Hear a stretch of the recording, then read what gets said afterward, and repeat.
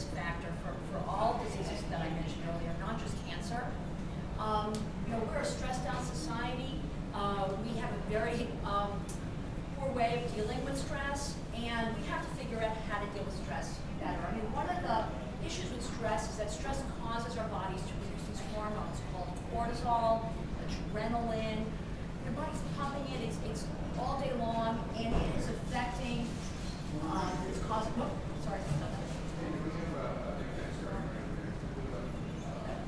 it's causing obesity, heart disease, depression. It leads to smoking and alcohol use, but smoking, alcohol, and all these things cause more stress. So it's really feeding on each other.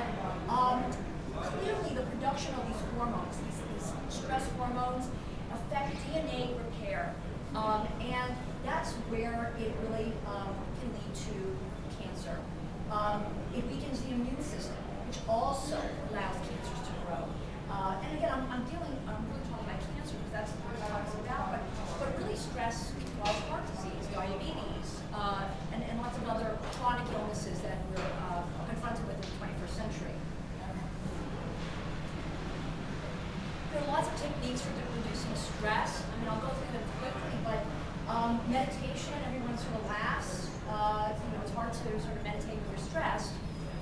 But it's taking an active role in trying to figure out how you're going to make your life better.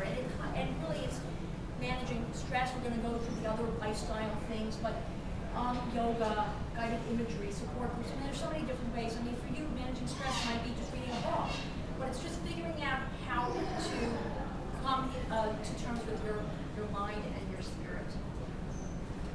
I want to focus on metabolic syndrome for a moment as one of the causes of cancer, because really when I talk about diet today, and we talk about nutrition, I can't talk about that with you not understanding what this issue is, because this is really what is causing all of the chronic problems in this country and this world: cancer, diabetes, heart disease, and it is treatable, it is controllable, and that's what we have to do. So background of metabolic syndrome really is that it can affect anybody, but it certainly affects certain people with a higher risk.